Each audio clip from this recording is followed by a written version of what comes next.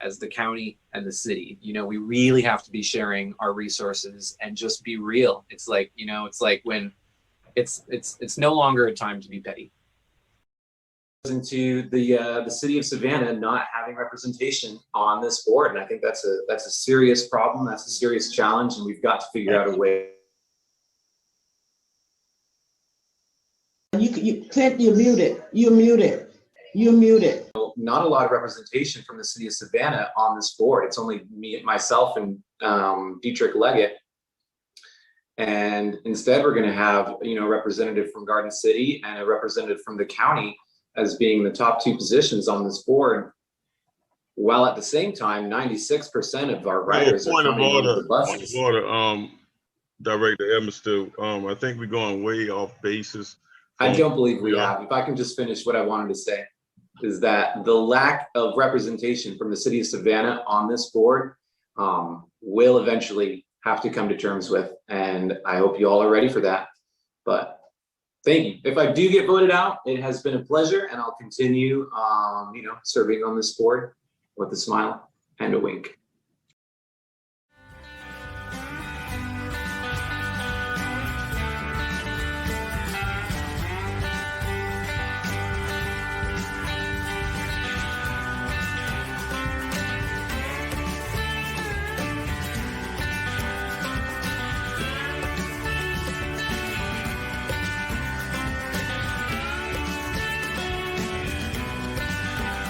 I appreciate our tourism community. I appreciate our hoteliers.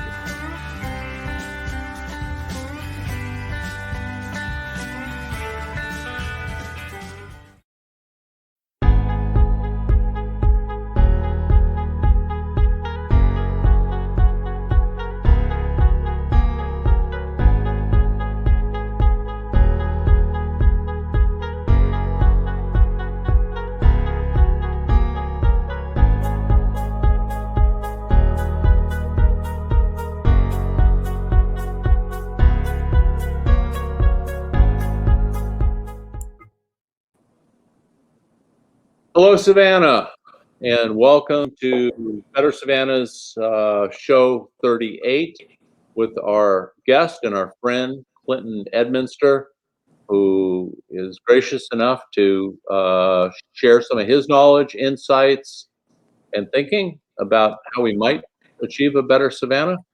And he is always welcome on this show. And we look forward to it, Clinton. I'm looking forward to it as well. And just a you know, update for our viewers, I am working on a cake in my oven, pineapple upside down cake. So if I have to go, I've got to go. But that's why we come back and go and get there it. are priorities. I got priorities, folks. I think that's like a super strong priority. I think everybody has had their experience baking something during the quarantine.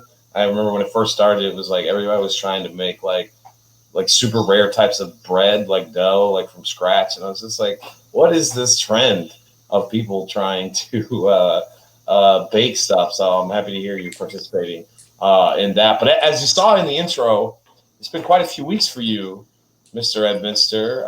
As we told our viewers, you know, you were on our second ever broadcast, you know, for this page, for what became a show for us. And I think it's really great to have you back. Since we last had you, you've really, you know, gotten the news with this cap board. It's been a crazy few months with the firing, some think illegal, some not think illegal appointment to the board from the county. And it kind of culminated with that clip just before you were, you know, replaced as vice chairman of that board. To be clear to everybody, you're still on the board. Yes. But I just want to make sure everybody understands that, you know, you were replaced as vice chairman in that meeting. So why don't you take it from the top and let us know what's going on? Oh, God. In a way, I almost feel like instead of starting from the beginning, it makes sense to just start from that clip. So yeah, so I was, when was that? When was that? A month ago? 6 weeks ago?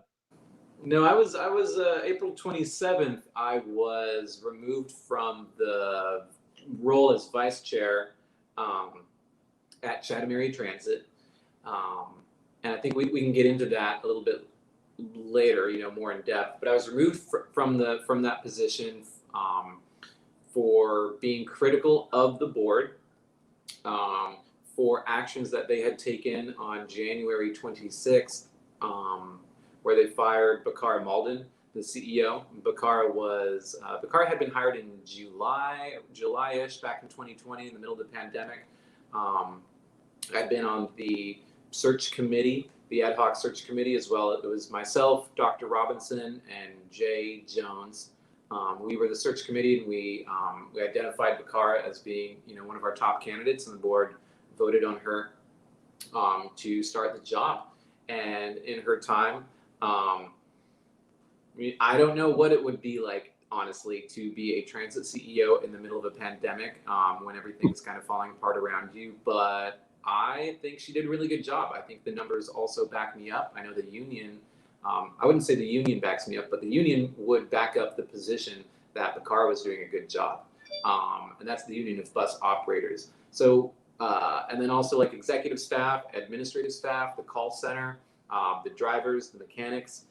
We had a lot of really good comments from everybody on what Bakara was able to do for the culture of CAT and for the staff, which is, it's good. It's critical to have a workforce that's working together for a common goal.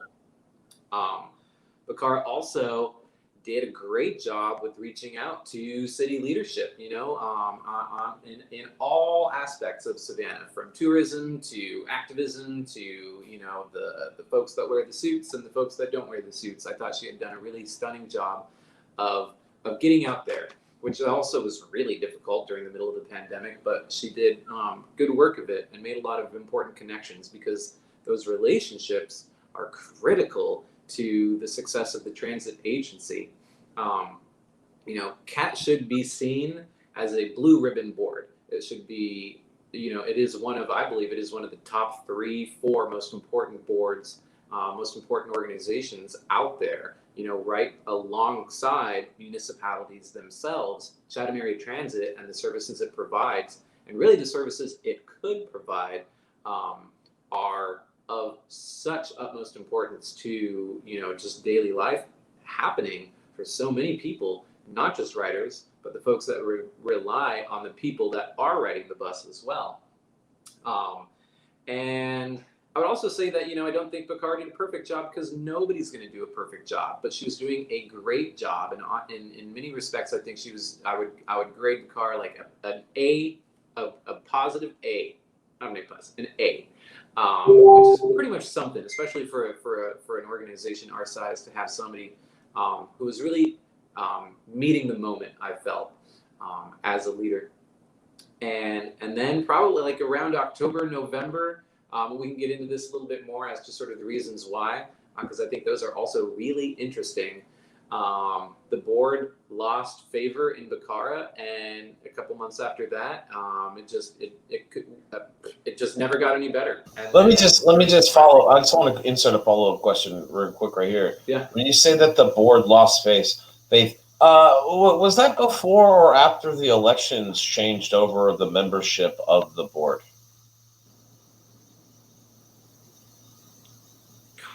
Let's see. Kind of in the middle. Yeah. I wouldn't say, I didn't necessarily feel a big change in what was happening on the board. Really sort of like November, maybe you're right, maybe you're onto something. But I hadn't really thought about that before.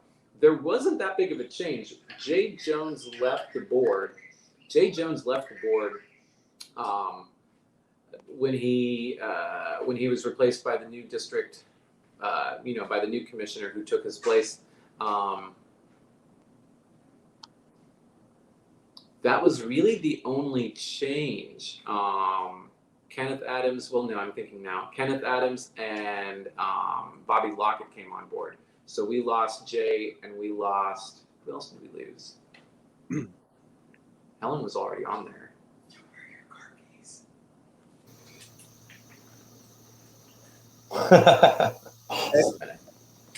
No problem. I've got a question. So I don't think, sorry, I don't think that there was necessarily because of the election, although in this conversation, we might find out that maybe some of it came from that. I think after the election, then people in those places knew that they were there. You know, they weren't going to be voted out. Hey, Clinton, this isn't unique to CAT. I think it's a Savannah phenomenon. You know, back when I was on the commission, I was a CAT board member. That was before it kind of opened up and brought in some city representation. But correct me if I'm wrong, there's no, so to speak, term limits for how many terms a CAT board member can serve, is there? Well, yes, there are. And it is, I believe, I think it changes for whether you're a commissioner, whether you're an elected leader on the board, or if you're a citizen appointee to the board. I believe it changes. I know that before me, so I'm the citizen appointee for the city of Savannah. Before me, it was Bill Broker, and Bill was on the board for close to like 12 years. I think a total of 11 years. Hold on. Bill Broker was on the board in 2002 when I was on the commission. So Bill's been on the board for a very, very, very long time.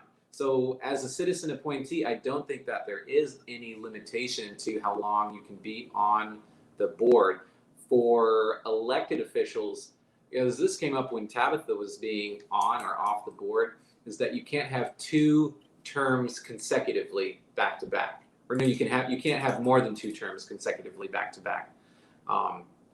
But we could take a look in the bylaws and see. We don't have any bylaws. We could look at the articles of incorporation or the organizing documents for it. Well, Helen Stone's been on there longer than 2 terms, hasn't she? But she may not have been on there 2 terms concurrently. I think you can be on there for 2, and then you got to be off for 1, and then you can be on there for 2, and then you can be off there. I think, yeah. I think that's kind of how it ends up going. Okay. Well, Clinton, how do we fix the CAT board? Let's just cut to the chase. So we need the state of Georgia. We need our local delegation to change the CAT Act. So CAT was created in 1986 from the remains of the Savannah Transit Authority.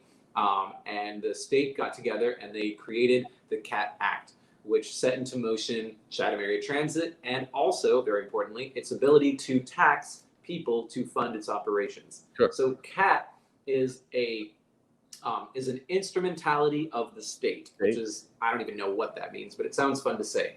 But what it really means is that it's got a state charter, it's got a state charter, authority and sanctioned by the state. We're written up in state law. So the city can't change state law and the county can't change state law. The state can change state law. And I believe a couple of times between 1986 and today, specifically as recently as 2012, the state has changed the makeup, the representation of who is on the board. It used to be that the county commission kind of just turned around after their meetings and became the CAT board. That's right. And then the FTC, Federal Trans. Am I getting that right? Yeah, FTC came down and was like, no, we need different representation. You guys can't just be the default board members. We need a different board. So the state went back and they created CAT as it is today, which is still a majority controlled by the county, and that's the crux of the problem. And there are 3 people that pretty much are not. There are 3 people on the board of 9 that are not appointed by the county, and those are the Garden City representative and the City of Savannah alderman and the City of Savannah appointee. Gotcha. And so in very real ways, the county has absolute control over what happens at CAT because they have a 6 out of 9 majority of who they appoint, and they appoint a majority of the board. So what we need to do, what will actually solve this problem, is we need the state of Georgia to build for us a board that is closer to the ground, that is closer to our ridership, and that actually has a backbone and some vision as to what transit can do for this community. Until then, we're just just playing, we're just having a good time, and it's horrible. Yeah, it's a mess. I don't It's a know how mess. Yeah. to describe it. It's just, Well, I agree with kind of your synopsis that that's the end result, and I think Carrie will have some insights on, where Representative Malo might be at with this issue. But before we go to that, I just want to say, what you just said was striking. County Commission makes the majority of these appointments. Yeah. Elections matter, right? It's going to be amazing, by the way. I just love this that this is going on right now while we're doing this. Is amazing.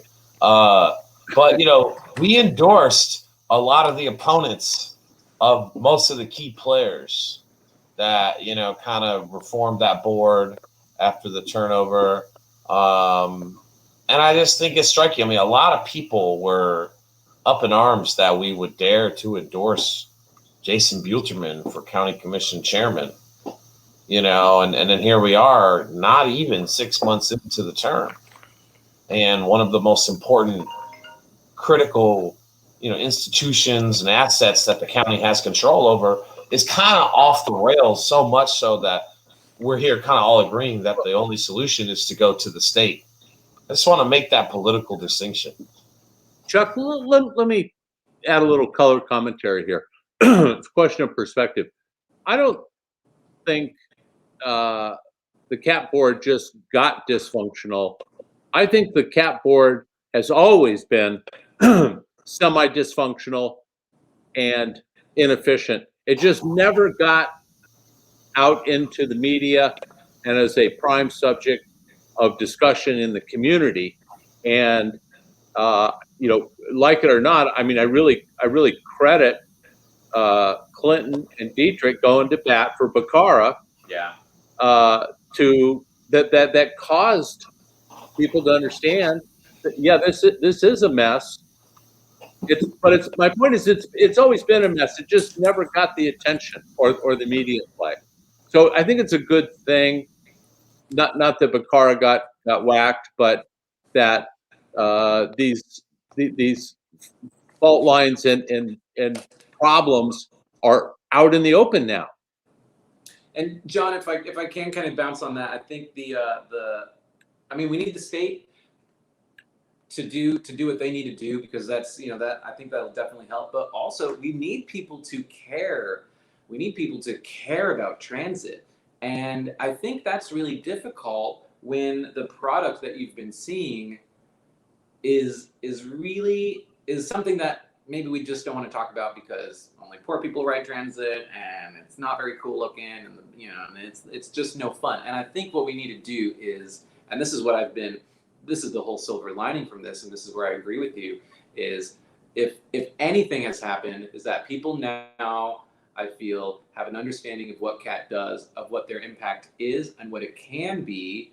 And now it's part of the discussion.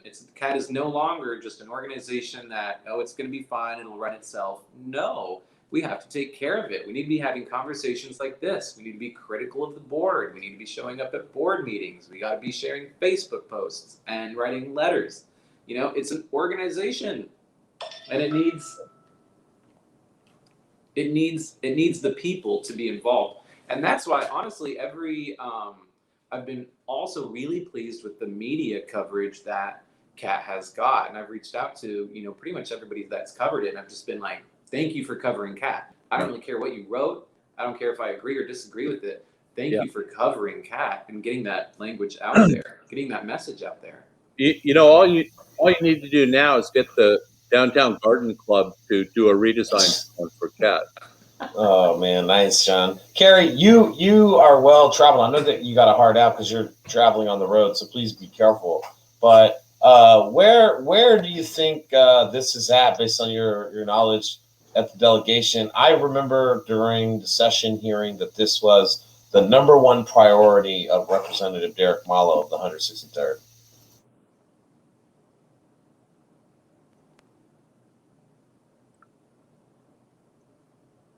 You're muted, Carrie. Still on mute. Yeah, the connection isn't good, so I'm gonna have to pass. I can't. The connection's horrible. Oh, no worries. No Okay. worries. Clinton. I mean, I can kind of speak to that. Yeah, Clinton, have you been working with Representative Malo? I'm just asking of his name because I've seen him push it out in the media so much. Yes, Derek was like the third person that called me after Bakara was fired, which was it was kind of a crazy 2 weeks after Bakara was fired, I gotta say. It was like pretty intense. And it just kept going. Derek reached out to me because again, Bakara had done her job as a CEO and had like made connections with elected officials because wouldn't it be great if we got some state funding down here for our transit system? That'd be cool. And how do you do that? You meet your representatives. So they all knew her, and Derek especially. And so he reached out to me firsthand, was like, wait, what just happened? And so I told him the whole story and he was shocked by it. And so we kind of had a bunch of different conversations about, well, what do we really need to do? And he put a lot of work, and I really got to credit Derek with how much work and effort he put into this. Not long after, I think about 2 weeks after Bakara was fired, the delegation invited the board up to Atlanta to talk with all of them, one-on-one. Not one-on-one, but as a group about what had happened down here. And honestly, I got to say, I was extremely impressed with Derek. He's quite an eloquent fellow, I got to say. Yeah. And I made the case to them that we need to do something, because what I've kept seeing with this board, and not just with Bakara and her termination, but with just any sort of, the board has no backbone. The board has no ability to make big decisions and make the necessary changes to meet the challenges of the current day. We continue to fail doing that and run this antiquated system on antiquated routes with an antiquated thinking as to who our ridership is. I don't know. I think it's holding back everything. It's holding back when we talk about workforce development, when we talk about affordable housing, when we talk about, education equity, when we talk about access to after school programs, access to recreation. If transit touches on everything, because to engage, you have to be there, and to get there, you have to either drive or take the bus. And let's city with 38% poverty, it's just crazy. Yes, let's wrap that into the affordable housing crisis that is now front and center. The 30 years of poverty in the mid 20% range, despite all the growth and profits. I guess after housing, transportation is probably second or third as someone's biggest expense. So they're inversely related to each other, and I think it's important to almost we need to consider them together. Exactly. Like you move out to the burbs because it's less expensive, or you don't get a house in downtown because it's less expensive. But if you work down, now you got to get back downtown. You got to get back to where you're from, and housing and transportation are inversely related, and I think they need to be they are the same thing. Housing isn't affordable if it's not affordable to get there and get around. Well, the more unaffordable housing becomes, the larger the transportation costs to everybody living at or below the poverty line. Because to your point, they're being displaced or gentrified out to find affordable housing, which is the biggest expense. But that puts them further away from their employment. Yes. So, the employment opportunities out in Port Wentworth are probably not as great as they are in downtown Savannah in the hospitality industry. So, the problem is, you said it really well, Clinton, when you said, we've treated CAT for, since its inception in 1986 is kind of a necessary nuisance. Mm-hmm. When it really, it's time to embrace it as a means to reduce poverty and to increase access and to make communities, and particularly communities of low wealth, have a better chance in life.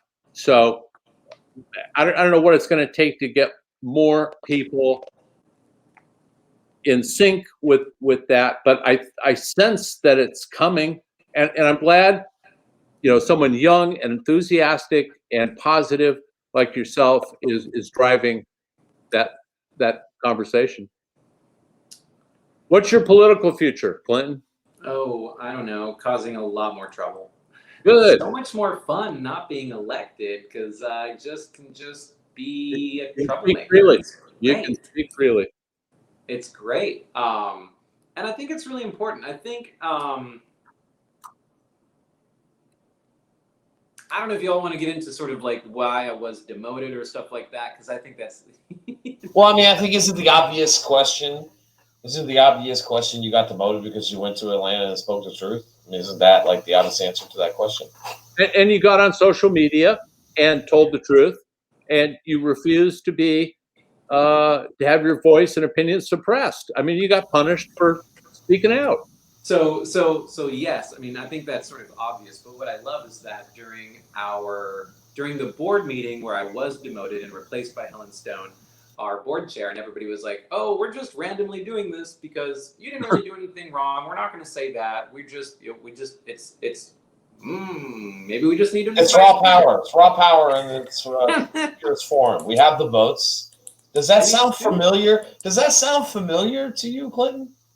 Well, It does I to me, think John. it absolutely does. I think what's even more, it's really unfortunate with the numbers that we've got at CAT, because we're not even, according to Robert's Rules of Order, we're not even like a third, What? which makes it tough. Like, we just really have like no ability. And so, you know, as the board continues to push me into a corner, I just have to wonder what they're thinking I'm going to do. Well, do you enjoy the support of the mayor? I'd say the support from City Council in as a whole, I've definitely wanted a lot more. I've requested meetings with City Council members and with the mayor as to like, hey, what do you want me to do as an instrument of y'all, as an instrument of the city of Savannah? Like, what is the city's goal? And I haven't. What's the conversation? What's the conversation? Oh, you haven't had a response yet? I was going to ask you, what's the conversation in those meetings like? I haven't had a response to having that conversation with city leadership in any official way. Okay, so you are the city's representative to this board, and you have not had. Okay, that's not good. No, it's not good, and I think it's honestly, I credit Derek Mallow with being the only person that's kind of embracing it.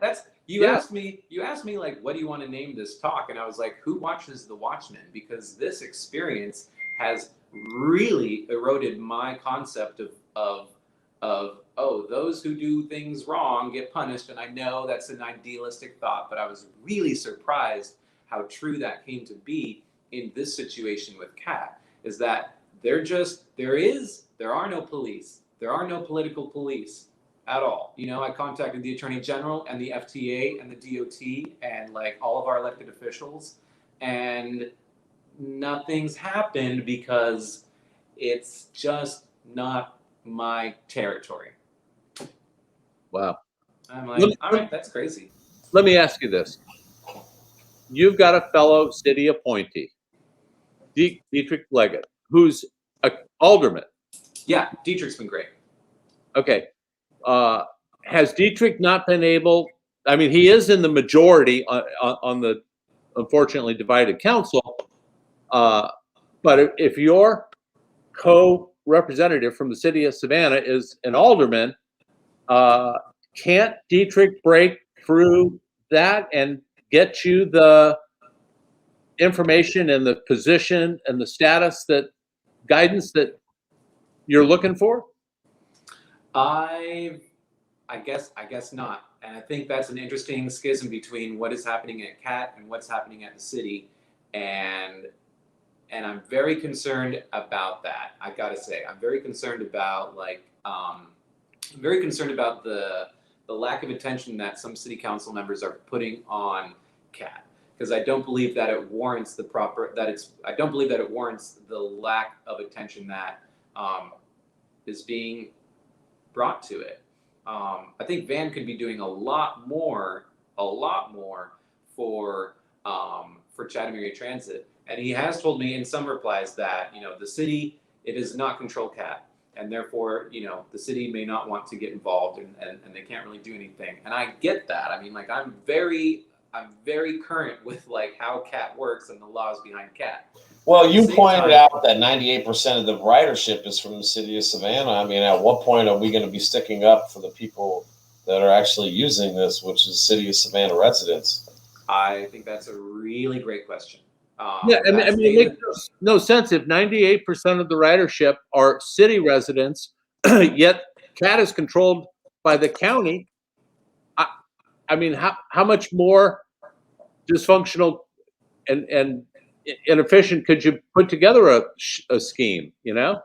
So let's just focus on that point right there. So it's 96%. Okay. We don't know if it's ridership, but we do know that 96% of the feet that get on the bus are getting on that bus on soil in Savannah, which is a huge number. I mean, that's not like 70%, which would still warrant that same conversation. We're talking like 90, like virtually everyone that is getting on the bus at CAT, a CAT bus, is getting do you think the city of Savannah should consider pulling out of the Chatham Area Transit System? They can't. Why? It's a one-way ticket on, so you can consider whether to join, but you can't consider whether to leave? I think the other municipalities can remove themselves, but the city of Savannah cannot remove itself from the CAT Act. Well, then we should just start lobbying those other organizations to remove themselves. Well, the only one that's on is Garden City. Yeah. Well, and part of Garden City. So really, it is like it operates almost entirely within Savannah, and it's controlled by the county. Yeah. There's this philosophy. I'm sorry to interrupt you, John. I'm sorry to interrupt you, but there's this philosophy that's prevalent here of when we get revenues, it's got to be, I want my tax dollars going to this, this, and this. And they structure all these deals, all the TADs and the business improvement districts that we have, the millage rate being tied. Like half of Garden City is paying an extra millage rate for what, one bus stop, two bus stops? Is that what it amounts to? No, not in Garden City. No, only there are certain parcels in Garden City that do pay the CAT tax. Not all of them, and we are looking to expand that. Well, I want to know, Clinton, if you can share with your conversations with State Representative Mallow, did you say, hey, Derek, the ridership is 96% Savannah, and it's a county-controlled board. What was his thought or expression? His thought was the same as ours, and that bill kind of collapsed it had some good momentum, and then it kind of collapsed. There were some concerns, of which I do share some, but I'm not exactly sure I share all of them, that the makeup of the board would not be conducive to being a good board, that the makeup of the board that Derek Mallow and the state was going to change it to would not be as great.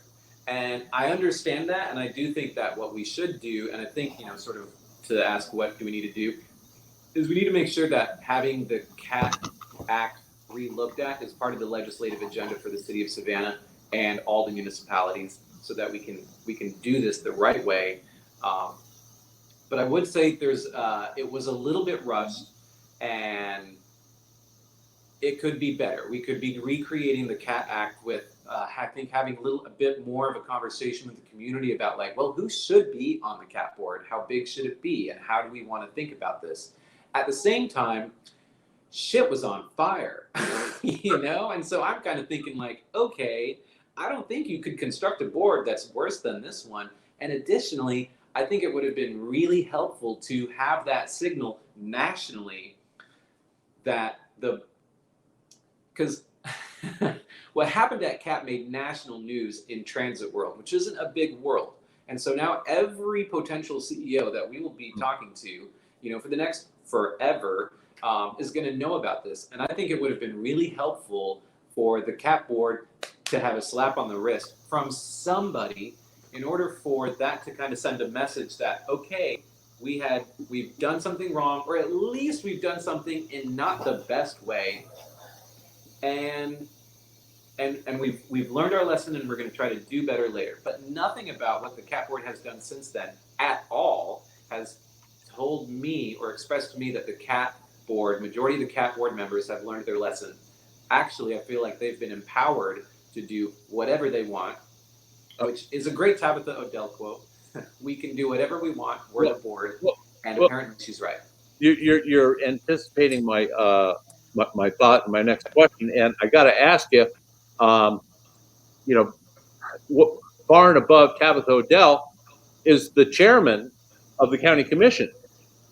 I mean, he's the top executive here, and to what extent is the chairman interested or willing to embrace this sort of, CAT reform or improvement that we've been talking about here for the last 20 minutes? I would say not a lot. And I base that off of the time that I spent with Chairman Ellis on the CAT board and the actions that he's taken so far, especially with appointing Tabitha. You don't appoint Tabitha Odell if you're interested in changing the status quo at CAT. You're just not going to do that. You would appoint literally any of the 300,000 people that live here. You also, Chester was extremely not confident or trustworthy. It never felt that. Chester was there when we were doing part of the transit redesign, and didn't back the process and was very much not involved. And I think that goes to the larger story of kind of, what did you say, a necessary nuisance. Let's just do transit and we can check it off. And it doesn't matter if it's good or bad, as long as we just say we've got it, we can sell more widgets. I don't think that Chester Ellis is interested at all in doing the work that it's going to take to bring excellent transit. My God, good transit.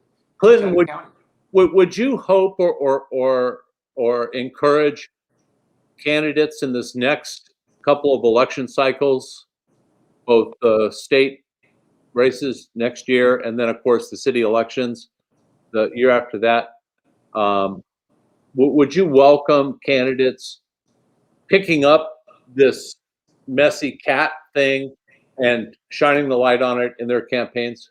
No, my God. Okay, so that's the other thing, is I feel like I made it fairly clear in what I was able to do that if you want to be a transit champion in Chatham County, right, people might like you. I feel like that's going to get you. I feel like we need that. We need an elected official to be the transit champion. And so I would say, my God, John, absolutely. If you've got a topic that's pretty easy, talk about transit. Yeah. Because with one conversation, you can knock off everything all at once. And Clinton, I'm with you 100%, but I'll tell you something, just in parallel. Impact fees on new construction as a policy should be loved and embraced by every person with a property tax bill here, because growth does not pay for itself. We all know that now. The secret's out.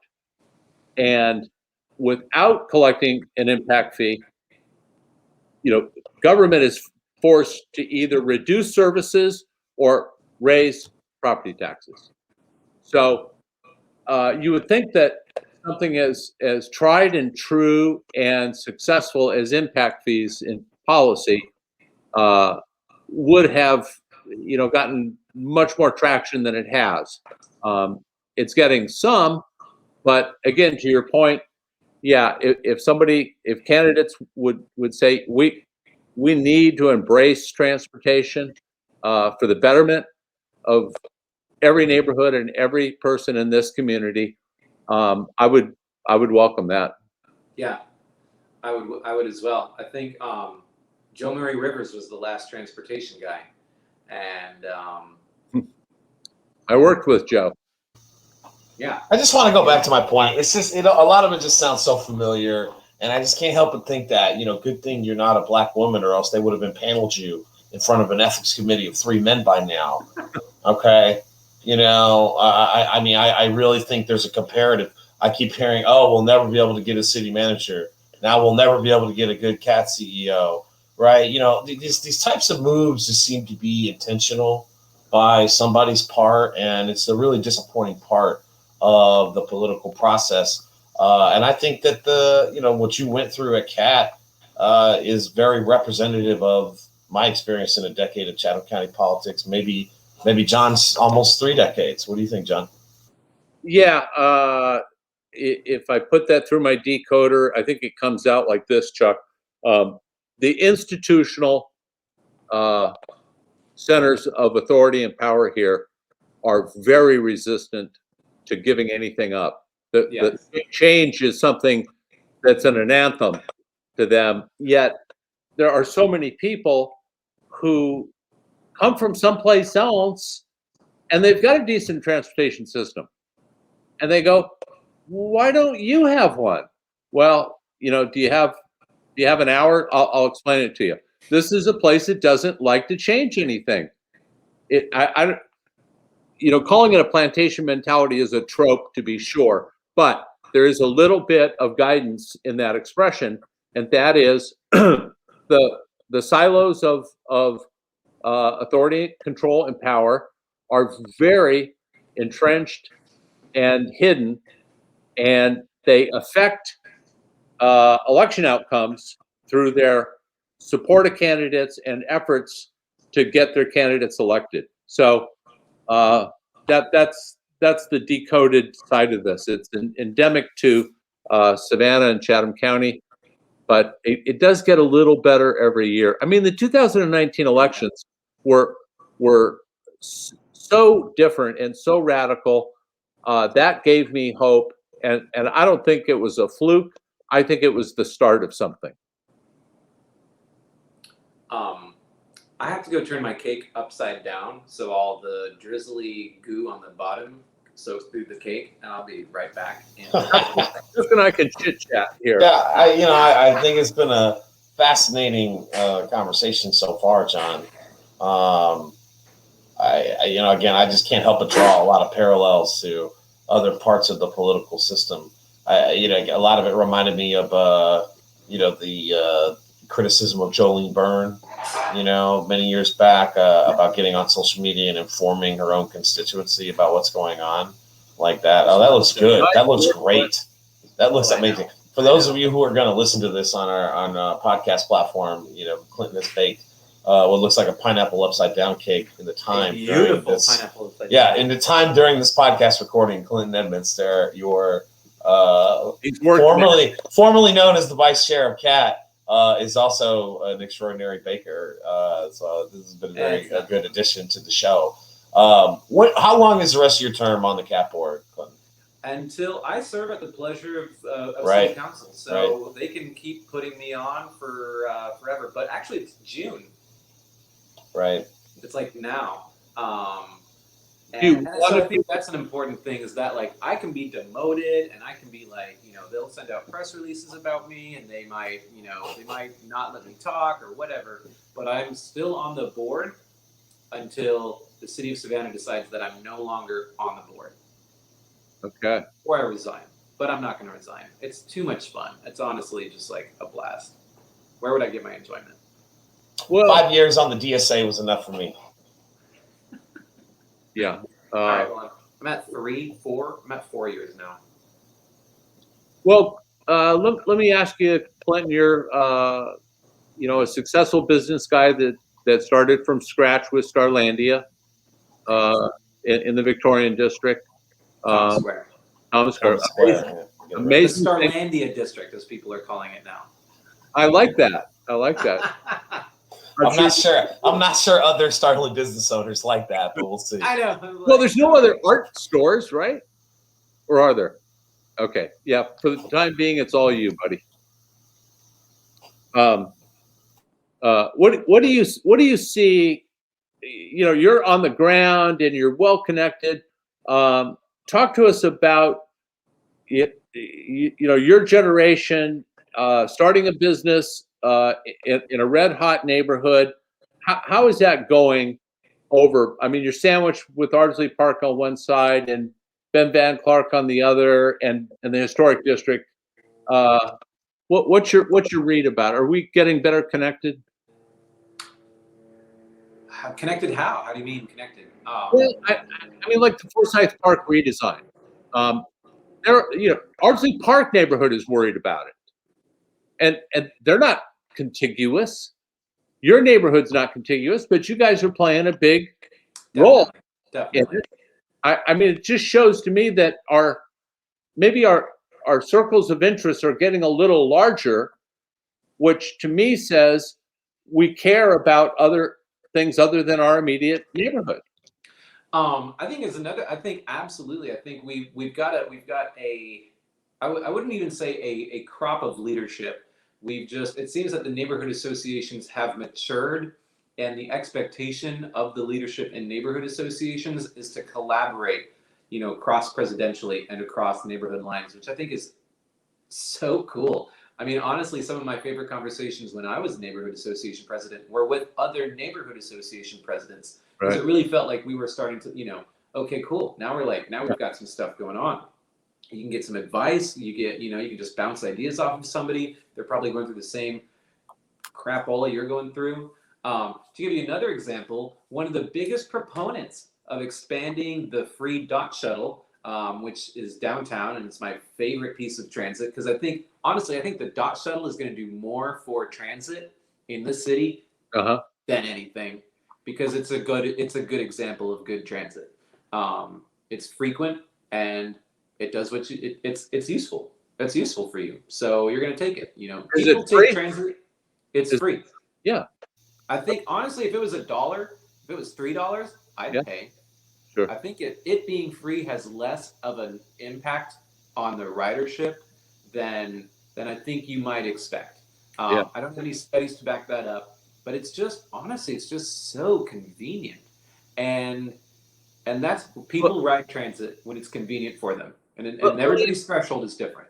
Let me ask you this. I don't know. It may have changed radically since I was there, but the fares are less than 10% of your budget, correct? Yeah, ridership is. What is it? Single digit? Yeah, 10, 9, 8, 7, 9. Okay, so not much has changed. So that's why I push this point to certain board members, Helen Stone being one of them, when Helen Stone says she's worried about ridership. And then I ask, why? Our goal is not ridership. Our role is coverage. If you were worried about ridership, we would change the routes and put the routes where there are people, and ridership would go up. But we're not worried about ridership, as this has been made clear by decisions of this board. We want CAT to be everywhere, every 5 hours out of the day. And it's like, so it's diluted, Yeah. Yeah. And so I always push back. Why are we worried about ridership? That's not our stated goal. Well, Clinton, let me ask you a question. What would happen if CAT was free system-wide? So I think that's an interesting question. We've brought that up before. If CAT was free everywhere, I think it wouldn't be as big of a change as I initially thought it would be, probably about 2 years ago. Because 2 years ago, I was like, my God, let's do it. Let's just wipe away these fares and let's just make it happen. Pros and cons would happen. Pros, more people would ride the bus. Definitely. You get a bump in ridership. Also, routes take less time because they're frictionless. You just get on. You don't have to worry about paying. You're not fumbling your change. You just get on the bus and you're on the bus and you get out of the bus. Cons, bus drivers don't like it because it means literally anybody can get on the bus for any reason, and they may not necessarily be going somewhere. And so what the $1.50 does, it's a small amount, but it's at least some sort of filter that you are using this as a tool for its intended use, which is as a transportation device, not as a house, not as temporary sheltering, but as a transportation device. So I go back and forth on the thing. Honestly, I'd be fine with $1. But what I'm more interested in, and what I'm really glad that Cat has done some cool stuff, and we've got some cool stuff coming on board. Electric buses, I'm very excited about those. And also now you can pay on your phone. And when I say that, everybody says poor people don't have phones. Well, actually, 78% of low income Most of them people do. have It's phones. it's the only connection to Yeah. modern society that most of them can afford. So yeah, they do. Yeah. Basically, virtually everybody has a phone, so I'm fine with that. So I'm not super. I think once your prices are down beneath like $1 or $1.50 or whatever, Cat has really good pricing. We've got some of the lower prices in the Southeast, and I'm not that worried about whether or not it's free. I think we would see a boost, but I don't think we would see a huge boost. Okay.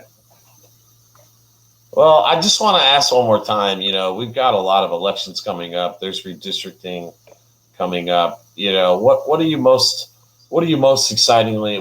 looking forward to politically that's coming up on the horizon? I know you got a hard out here in a few minutes. So I just want to leave on this question. Oh, I mean, it's fine. I just wanted to. I really do like the idea, and I don't know if this is a cop out, and maybe I'm not answering your question in the right way, but I do hope that transportation is a bigger conversation in all of our next local elections. Sure. It is a huge concern for our federal administration. I mean, like transportation is about to get some funding with a capital F. And how do we want to spend that money? That's going to be a lot of cash. And so I hope that for, at a city level, at a county level, at a state level, transportation is more of a conversation topic. And as people who ask people questions, like the two of you, I would encourage you to ask people questions about transportation because again, it's a bridge to like everything we're concerned about. Well, I think people accuse us of doing more than asking questions, and sometimes they're right. I'd like to ask you, do you after this fiasco you've just been through the last 6 months on the CAP board, I mean, do you understand a little bit more of why, there are groups like ours that are just pushing back, because, I mean, we just had a historic election in 2019, and by all accounts, we have no real radical change yet towards progress at City Hall. I mean, we've navigated the pandemic as well as we could, right? That's a plus. I'm not saying that's not. But in terms of like where we all kind of think we need to go, yourself included, the pushback from the establishment is strong. And I think you've just gone through a period of that in one of the institutions here. And I just want to give you a chance to wrap up your thoughts on that specific point here. I think, sometimes we elect leadership that we believe to be revolutionary, and what that might mean is a little different from it for everybody. And then when the change inevitably happens and those people take those seats, I think it's a combination of the people having to deal with, honestly, I think the job is always harder than anybody might expect it to be. I really do. And making those changes is more difficult than we might know from the outside. But also, I think there's a difference between like the person that we're electing and the person that we get, and how to manage expectations. I think could something that all of our city council members could really work on a little bit more.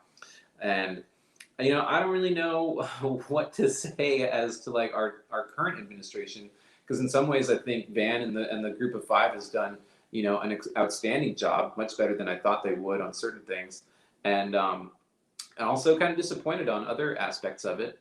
But I also got to say, I know you guys have been like in a lot of support of sort of the other faction of city council.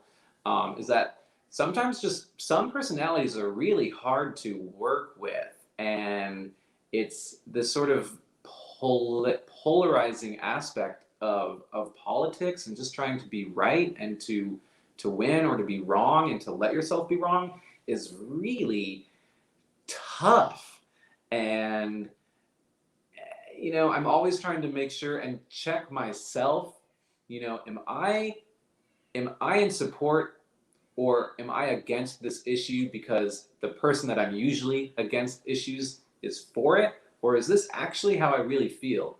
And my God, it is really tough sometimes to parse out, is this how I feel, or is this because like, oh, I need to be against that person?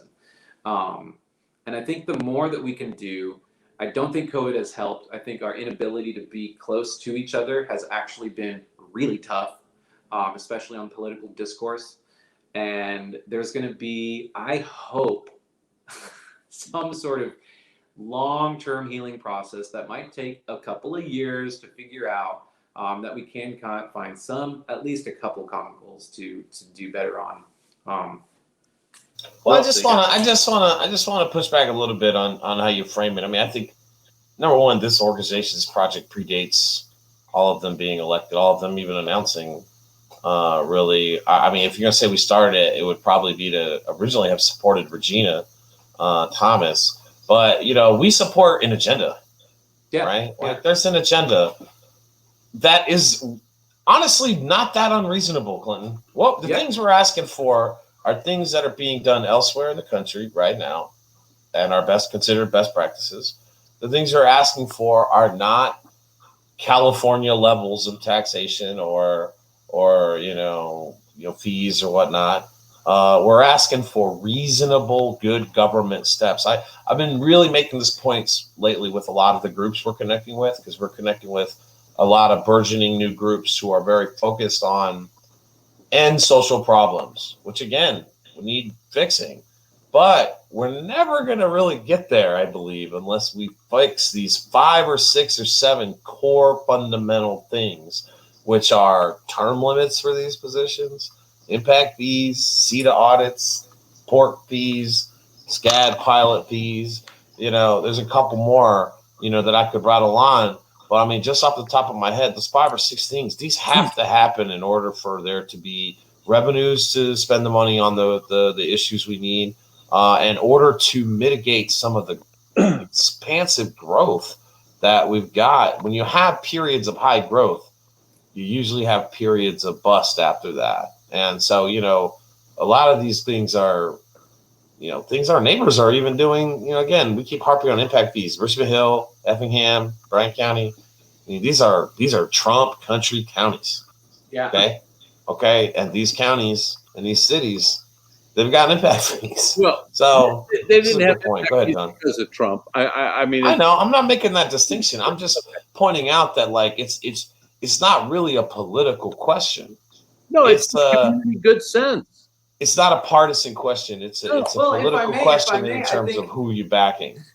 This is and you guys are talking about impact fees. I'm talking about mural deregulation. You guys are talking about like SCAD pilots, and I'm talking about like, let's make it easier for people to busk in the streets. Like, a lot of the focus I've been working on the last 3-4 months, and for a lot longer, is like this tiny stuff, like really tiny, like really, really tiny.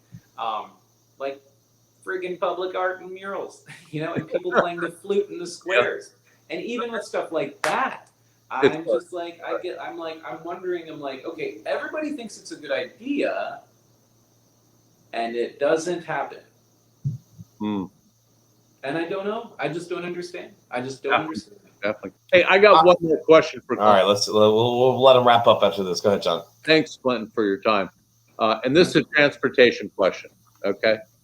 The redesign of Drayton and Whitaker. Pump it or dump it? Pump it. That should happen. Okay. It should also happen with CAT at the table, because we can leverage the fact that we're a transit agency for federal dollars. So if we made that, let's get the feds to pay for it. That it had a bus stop or whatever. If you get CAT involved, and this is why I'm also like CAT's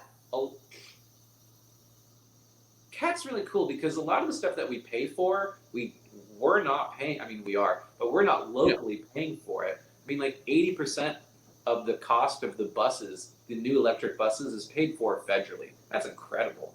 And those things will last for another 12 years. And so I think let's pump Whitaker and Good Drayton. thing interest rates are low. I know.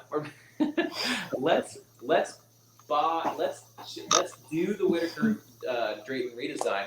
But I think also the thing I'd like to offer is consider having Kat at the table to be able to help with some of the costs associated with whatever changes need to happen. But that's got to happen. Absolutely. Good deal. Good All deal. right. Well, we appreciate you joining us. We really appreciate your time and your service on the CAP board. And I'm sorry you went through what you had to go through. I appreciate you coming on to. It always is. I told people my 5 years on the Downtown Savannah Authority, the Bond Authority, were some of the most eye-opening experiences towards real power. When power is exercised, it only matters who has it, not what the meaning or the motive. It just is what it is. So appreciate it. We'll look forward to having you back on some other time as another repeat guest in the future. We appreciate it, Clinton. Let me know. Thank you. All right. Have a wonderful night. All right. John, I'm going to play like a little interlude clip, and then you and I will chat. No, yeah, you go ahead. No, go ahead. We love you, Clinton. Thank you. See ya.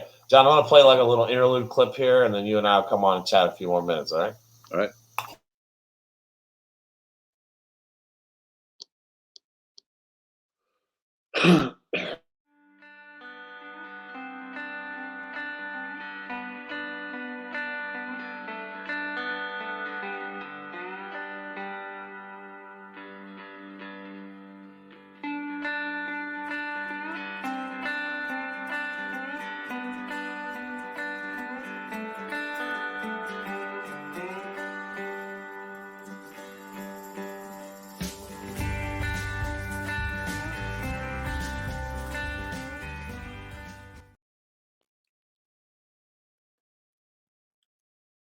Perfect.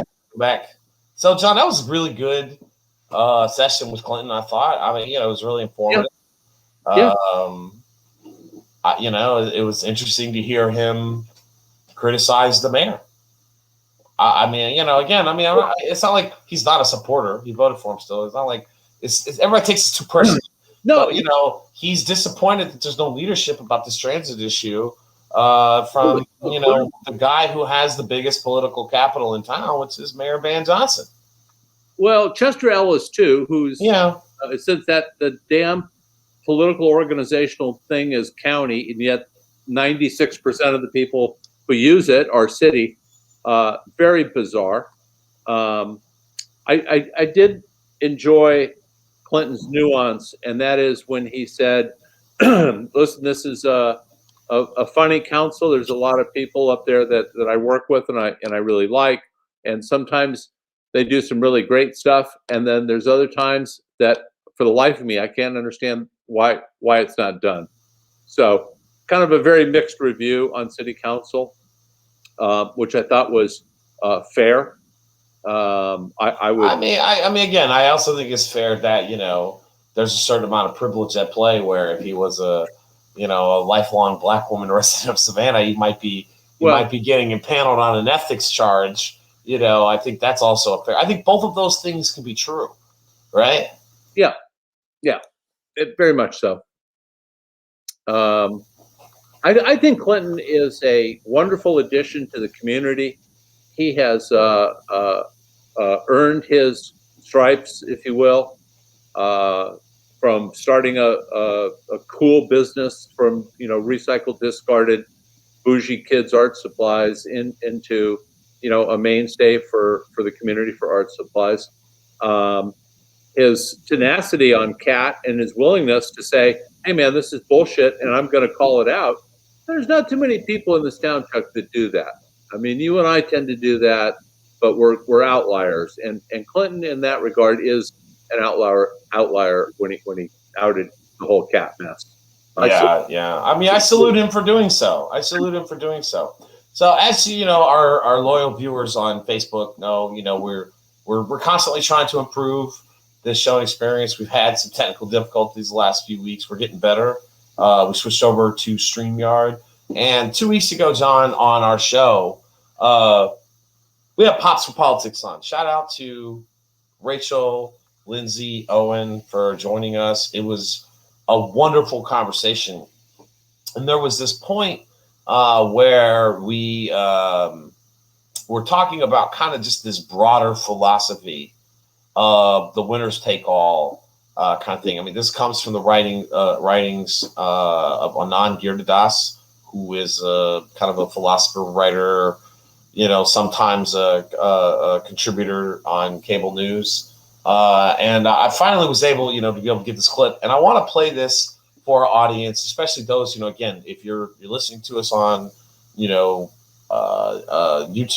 or on Spotify, Apple Music, in our podcast form, you can click the link and see this individual clip and also our show that's, broadcasting on Thursdays, originally on our Facebook page. But I just want to play this clip for a minute, John, and then I just want to come back and talk about the broader philosophy of what we're talking about, because I know you're about to head out on vacation, bro.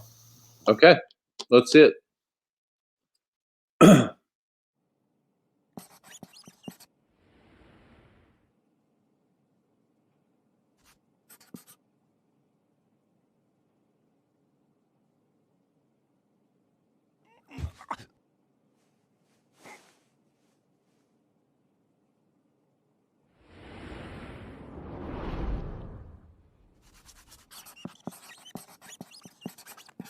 I think the winners of our age, knowing the inequality data, knowing from Oxfam that 82% of new wealth generated in 2017 went to the global 1%, knowing all of that, have been determined to help, to change, to make a difference. That's why you see every bank's got an impact investment fund. Every Silicon Valley business claims it's a humanitarian project. And yet, what I think in general the winners of our age are unwilling to do is get off the man's back.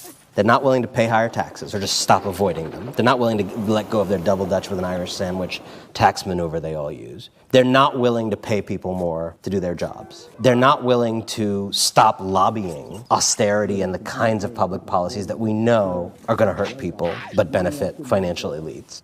They're not willing to actually commit to the communities that have made them as companies, and which they can now effortlessly abandon by sourcing here and selling there.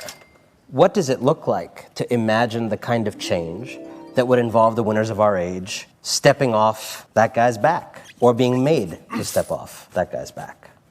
Win-win sounds so great, right? Because it's like taking one victory and then just doubling it. What could be wrong with doing well by doing good? What could be wrong with all these kind of capitalism, double bottom line, triple bottom line?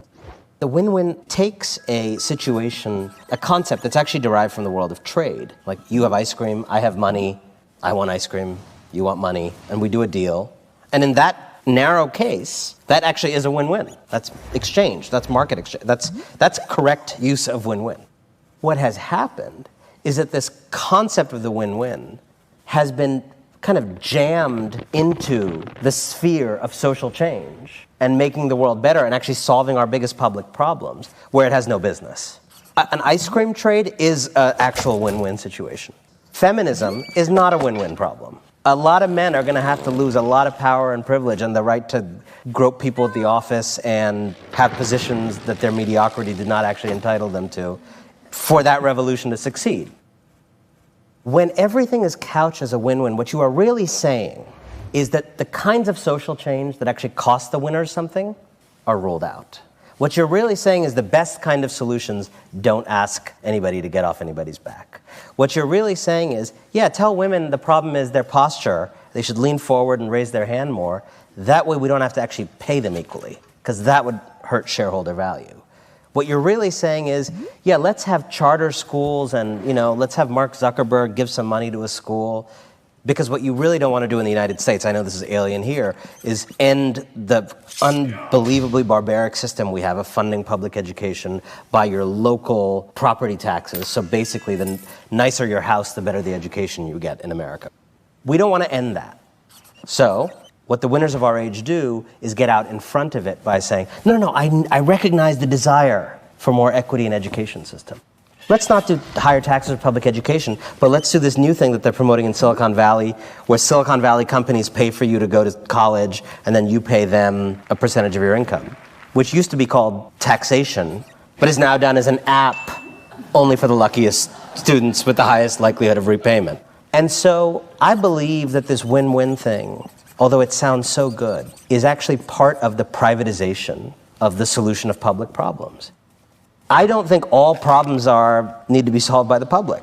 But when you look at a problem like social mobility, like the empowerment of women, like what trade has done to communities in this country and the anger that it has aroused, those are the kinds of problems that cannot be solved by really clever businesses or really fun apps or rich people who happen to be feeling generous on a particular day. Those are the kind of problems we can only solve together. And those kinds of solutions have been discredited by the fantasy of the win-win that allows the winners to keep standing on people's backs.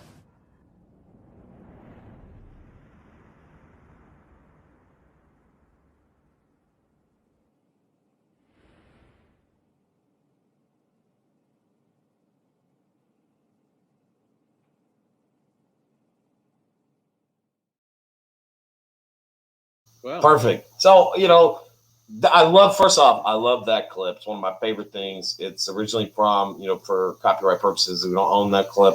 It's of Anand Giridharadas giving a speech, talk at I think the Royal Science Observatory in Canada, I think is where it's from. It's the RSA channel on YouTube. I'll put a link to that clip in the description of the show when it goes out. But for those of you who are listening, you can go to that YouTube link and watch it. The visuals, I think, Inky Brittany Curry here in Savannah, she does like a written version of that, a non-animated one of basically those types of drawings. And obviously that show is more about national issues, but when you watch it, I want you to think about this is what we're talking about on the local issues. Like affordable housing is not going to get solved while we prop up the development industry, right? It's not going to get solved while we expand the tourism industry and lower wage jobs. It's not going to expand while we don't talk about wages in the first place. I know that this is something you and I have been talking about a lot, John. It's just the wages. But what was the percentage that you said to me yesterday from the Affordable Housing Task Force? The task force, the preview of the task force from the mayor is that 42% of Savannah citizens do not enjoy affordable housing. That is, they are spending 42% are spending more than 30% of their net income for housing costs. So that's I'm a math guy, John. That's a ratio, right? So there's income on one side, and there's housing expense on the other. Exactly. Right? Yeah. So there are two ways to solve this issue, right? Number one is to build out supply that changes the fundamental equilibrium of the economic market for housing in Savannah. Of the overall market. Right. Which reduces the cost of that housing to a point where less than 42% of people, to a substantial amount less, right? Yeah. Because you're changing the cost of the housing, or you get the wages up, right? Now, as I was telling you in our call before the show, you can't do it without both of them. But we seem to be focused on kind of some half-baked, issues on one side of that ratio. And we're not talking about, who's talking about wages right now? Nobody talks about wages in this town. And you've got a quasi-progressive mayor and a Democrat council and people that made commitments in their campaigns to talk about higher wages, particularly in the hospitality industry, and not a peep. Now, we know that a few people have tried to get a resolution done by city council that recognizes this disparity and requests, because they cannot mandate, but requests that the hospitality industry do a little better on behalf of the entire community and look at their wages. Well, we need them to do more than request. We really, a longtime Democratic official in Savannah has told me, what we really need is a Democratic governor. and a Democratic legislature. So until that happens, we're just not going to get the firepower on, these state laws that are preventing. I know, we can't do rent control, we can't do wage increases, we can't do any of these things because of the state and preemption. I think Clinton made a really good point when he said, like, I'm focused on the lower hanging fruit, and that's great. Do it, get it done. Yeah. But we're scraping at the edges in terms of the long-term poverty reduction unless we fundamentally change the system, the economic underpinnings that are producing the excess of social problems. So I just think that's interesting. John, I know you're heading out, on vacation here a little bit. You're going to be back for next week's show? Yeah, but I'm going to do a very comprehensive, I formed a task force, Chuck. Okay. Tell us about this is John's personal task force. Yeah, I'm going to insist that my task force do a very comprehensive study of taquerias and dispensaries in Santa Cruz. There we go. I want a full-blown report next week. So next week, next Thursday, we're going to do a live show again, okay? So we're going to roll a live show, and we are going to be joined by the good Reverend Francis Johnson, Esquire. Okay. Of Statesboro, Georgia. Okay. He is the former head of the Georgia statewide NAACP conference. He is also currently working on several civil rights and injustice cases as a lawyer, and I believe he's working with Fair Fight Action, working on integrity in the election system. So should be a fascinating conversation. He's a longtime Southeast Georgia, Democratic person. I mean, he ran for Congress a couple of years back, and did not win, obviously, or we probably wouldn't be talking to him. But he's a really great guy. I've known him for, hard to believe, probably 13, 14 years, getting a little older. But I'm hoping he'll have a great conversation with us. And then I'm working on a couple other episodes for June. How's your progress on getting the new head of the NAACP here in Savannah, Chatham?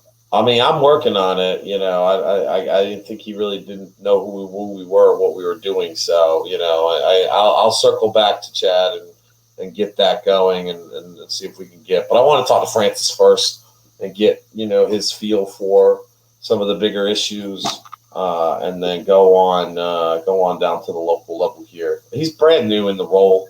I guess he's got a lot of things on his plate. I mean, there's obviously this burgeoning kind of younger progressive movement here. I mean, you and I have seen it. There's a thing at the park over here tonight that we missed while recording this. Yeah. What are your thoughts on this next generation coming up behind me? Oh, I wish chronologically I was part of them. Me too, right? I get live forever. That's what Bill Gates and Jeffrey Epstein were talking about. Apparently, I don't know. You seen some of these details come out about this divorce? They are trashing Bill Gates in the media yesterday and today. It's hilarious. Yeah. Apparently, if you're a billionaire, you go to Jeffrey Epstein's private island and you talk about illegal women having sex with you and how to live forever. Apparently, that was like the main topic conversation. I read this report today. I just thought it was fascinating. Listen, Ponce de Leon milked the Spanish king and queen out of millions of dollars on the theory that he would find and bring an elixir back for the future of the dynasty. And well, look, as the Savannah born and raised founder of California, some say, John Fremont, you don't get rich in the gold rush getting gold. You get rich selling shovels. Absolutely. That's right, man. And that's exactly what he did, actually. So please enjoy your trip, John. I will enjoy the taquerias and all the stuff. I know you're taqueritas. There we go. I'm saying it wrong. Now I'm gonna go to Tequila Town and go get a burrito now, I think. So, Okay, good.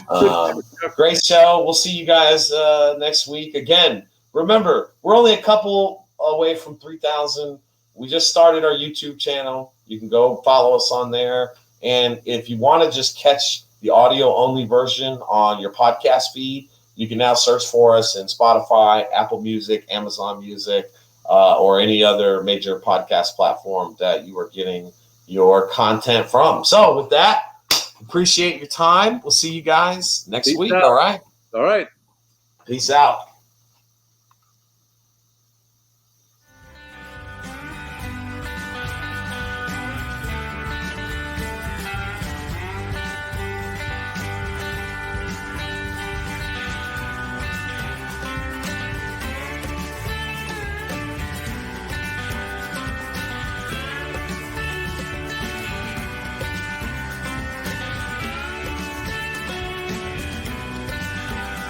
I appreciate our tourism community. I appreciate our hoteliers.